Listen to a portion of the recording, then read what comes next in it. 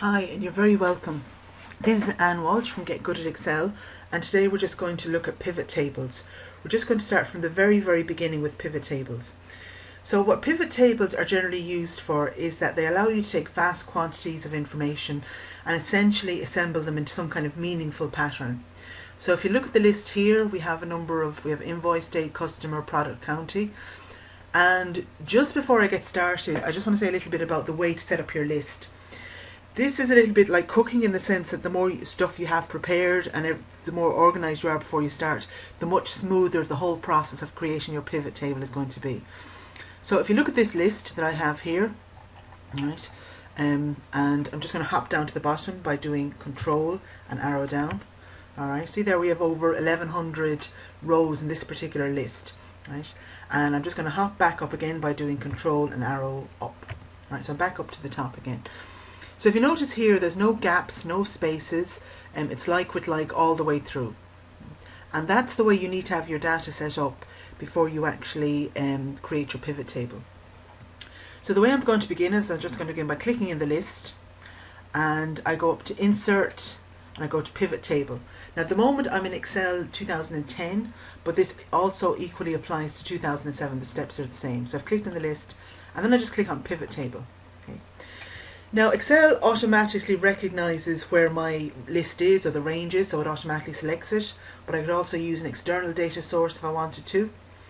Second part of this screen is where do I want the pivot table put, and in this case I'm going to put it on a new worksheet simply because I just like to have them divided up and separated out if possible, and then I just click OK. Now when I do that, if you notice up here I get two new ribbons, one of them under my pivot tables tools. So one of them says options and the other says design. And over here on the right hand side, this is the place I'm going to construct my pivot tables. Now for the purposes of this lesson, we're just going to kind of construct one, if you like, from scratch. And let me begin simply by dragging the information into my pivot table structure down here: report filter, column labels, row labels and values. And if you look over here on the list on the left, you'll see what happens as I start to do that. Okay. Now one of the good ideas to do is that when you begin creating a pivot table, drag your numbers down onto the values field. And one of the reasons for that is that sometimes what Excel will do is that if it sees a number field, instead of giving you sort of the default settings of sum, it can kind of give you count. But what I've noticed is that if you actually begin with the values field, for some reason it always seems to actually go straight to sum. Alright, so I'm just going to drag down my value down here. Right. I'm going to drag my county down to row. I'm going to drag my classification to column.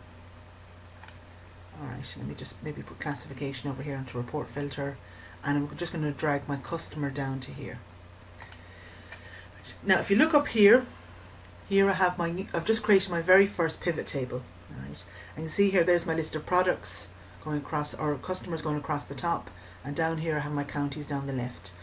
And if you look up here, I have my classification, and if I want to just see the results for just the food sector, I first of all tick the box that says select multiple items, clear the all box, and then click the food box, and I click OK. Right. And if you notice up here, Excel actually puts a tiny little sort of like a little sieve or a funnel on this part, which actually tells me that there's a filter on it. And then when I want to remove the filter, I just go back here and tick the box for all and click OK. Now I just want to show you two other things just in this creation of just our very basic pivot table. And the first thing is if I come down here to the bottom right hand side, you see there it says sum of value. Okay. Now if I want to use something other than sum, for example average or max or min, if I click here on the little triangle, it brings me up a menu, and at the very bottom of this menu it says value field settings. So let me just click on that, and when I come in here there's a box or tab that says summarize values by. So what I'm going to do is, for example, if I want the average, I click on the average and I click OK. Right. And if you notice here, my values in this field now change, and up here it tells me that's the average of the value. And then the other thing just to show you in this is that if you notice up here I have 6 decimal places, and usually I don't want 6 decimal places, I might just want this shown in currency. So if I go down here to average of value, I go to value field settings again, and in the bottom left hand side I just click on number format. Right. And when I do that, I can now change the format of all the numbers, and in this case I'm going to change to currency, 0 decimal places, leave it as the euro symbol, and then click OK. I'm going to click OK again, and here I am back to this one. Okay. So what we've just done in this first lesson on pivot tables, we've just constructed a very simple pivot table. We began by clicking in our list, which is still over here, alright, on sheet 1. When I went to insert and pivot table, insert and then pivot table, I created my pivot table. Over here I constructed my pivot table from my pivot field list, and then all I did is that I went down here and I changed the sum to average. I can change it back to sum, I think, here. Right. And also that I just changed the formatting of the numbers to currency. That is the end of the first lesson. In the next lesson, what we're just going to look at is we're going to look at if you want to create a number of different pivot tables for, let's say, a number of different sectors, and you want to do that quickly. I'm going to use an option called the report filter option. Right? So look forward to seeing you at the next lesson. And remember, if you check out my website, www.getgood@excel, for more lessons and resources. Okay, take care. Grandma Huggeth, Slán. Welcome to Camtasia Studio 7. If you're new to Camtasia Studio and you want to get started quickly, you're in the right place. We encourage you to watch this 5-minute video to learn the basics of using the editor, including how to navigate the timeline, make some basic edits, and add special effects. The preview window is where you see the video during playback. The playback controls are located under the preview window.